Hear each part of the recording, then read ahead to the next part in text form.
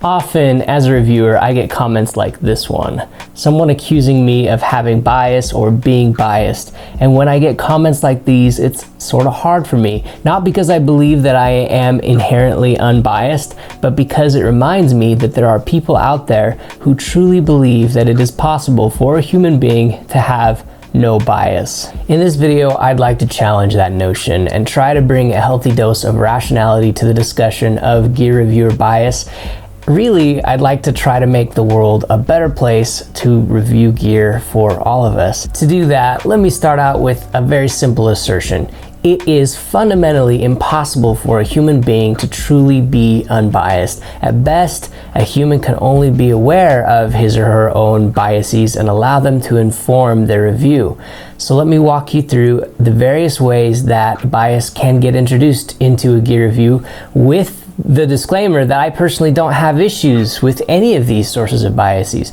It's common for people to choose sides though and declare that one source of bias is better or worse than another, or leads to a certain amount of bias more than another. But those arguments perpetuate that lie that it is possible for any reviewer to be unbiased, which I don't believe. What I do take issue with is when people are dishonest about having bias in general as a result of any of these sources of bias, but more on that in a minute. First, let's go through these sources of bias.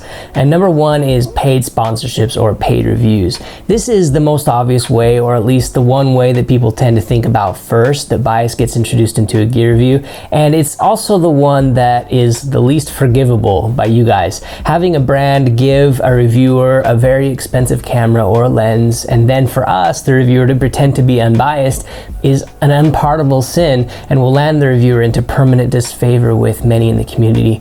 I've seen this happen with multiple photographers, even trusted and respected photographers that have received a huge amount of backlash at times for accepting free gifts. So much so that most big camera brands don't give out handouts anymore to anyone as a general policy. And it makes sense. Free gear brings with it expectations, and a reviewer has bias either in inherently wanting the brand to be pleased to maintain that relationship, or in the opposite direction that many people miss in wanting to prove to the world that, hey, I'm above that. I can say negative things about this gear even when the brand sent it to me. Look at my moral high ground. I'm unbiased.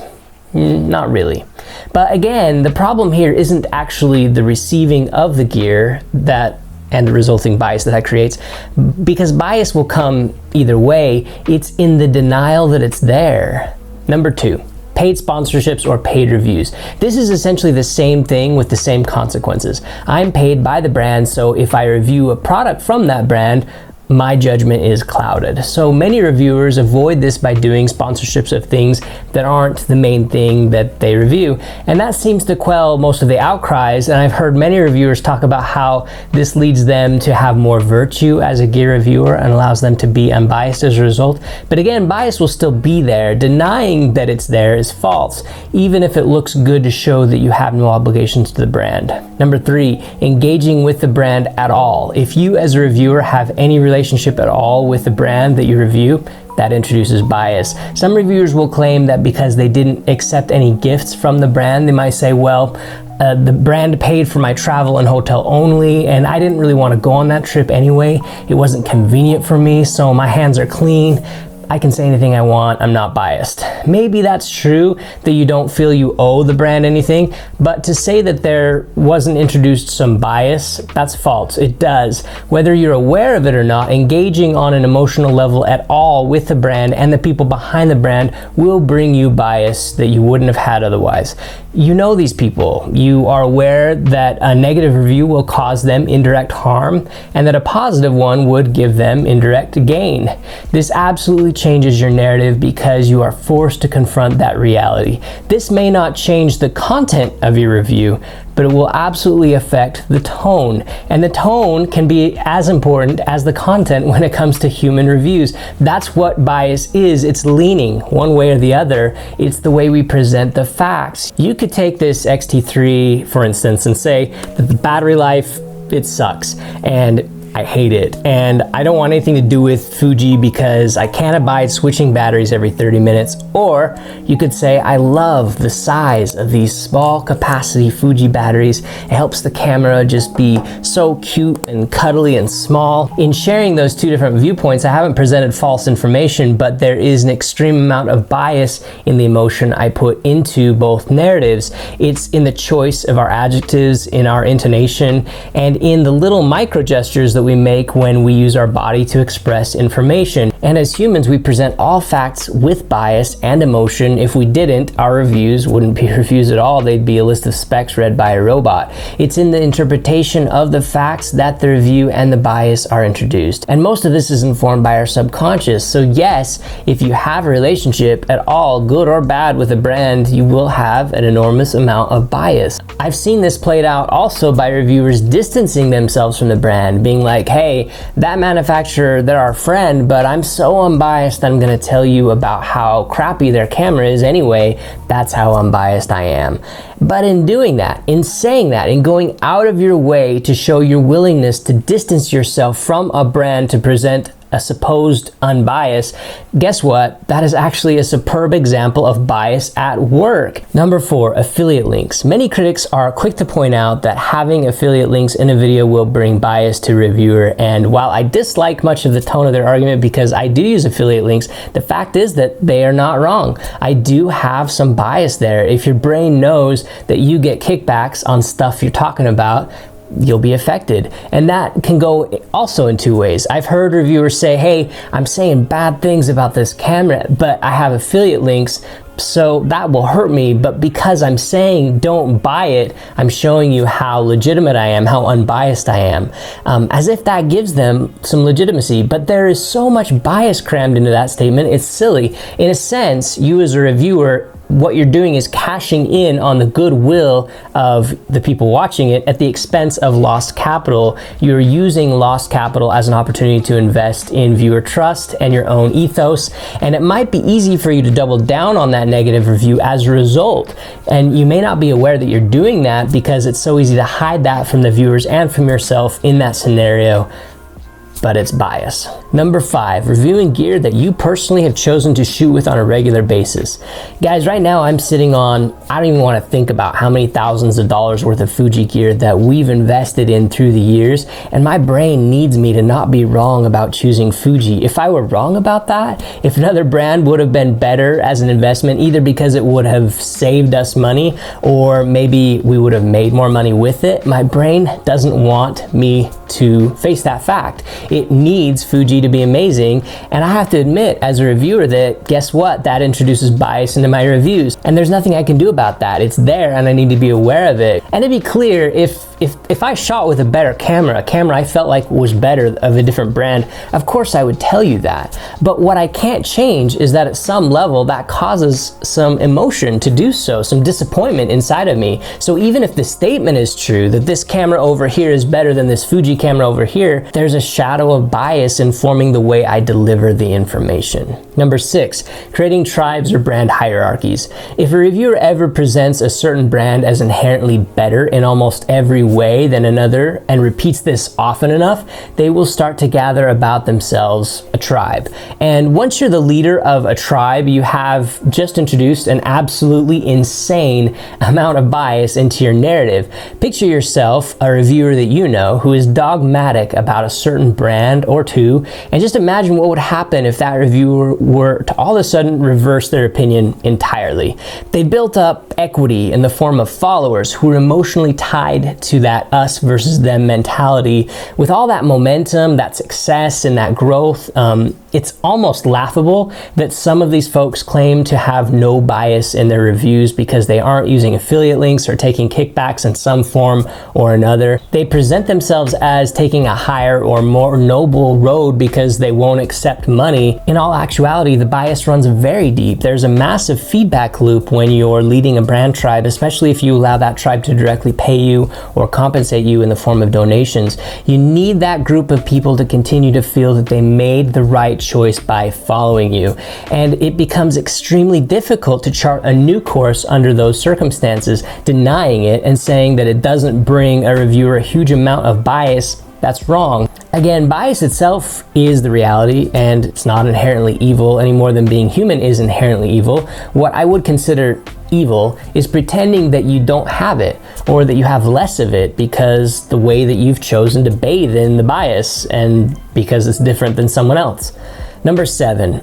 The closer we get to true unbiased, the more boring the review. As I alluded to earlier, only a non-human AI could achieve a true state of non-bias, but can you imagine how boring that review would be? The reality is that for reviewers to have anyone watch or read their reviews, they need to keep it interesting. The way we do that is through story elements and emotion, and let's face it, the best story elements and emotion come when there is conflict. So as a reviewer, it's great for us when cameras have problems. If a camera didn't have any weird problems or quirks, we wouldn't have really anything interesting to say. So guess what that leads to? You got it, more bias. We need that camera to either be amazing and way better than every other camera, or we need it to have some deep character flaw so we can be the first to identify that and share it with the world. And that leads us nicely to number 8. Man, I shouldn't even show my fingers. The master narrative. The master narrative is a term journalists use, and it refers to the tendency for journalists to begin to adopt the same vantage point for judging a story or evaluating a story. The longer a story goes, the more the tendency journalists have to adopt the language and viewpoints of the majority of other journalists. It starts to become very difficult for journalists to go against the grain and form different interpretation of facts. This also plays out in reviews. When someone breaks a story such as a new Canon camera, I don't know, suffering from overheating, we'll say, other reviewers will have to pick up on and review it and talk about that because it is the most inflammatory, no pun intended, fact associated with that camera release. The more that we talk about the feature, the more fixation the market begins to have on, and it creates a huge amount of negative bias which keeps getting recycled. All the while, much of the rest of the story starts to get buried, so much so that it clouds everyone's vision of the true potential of the gear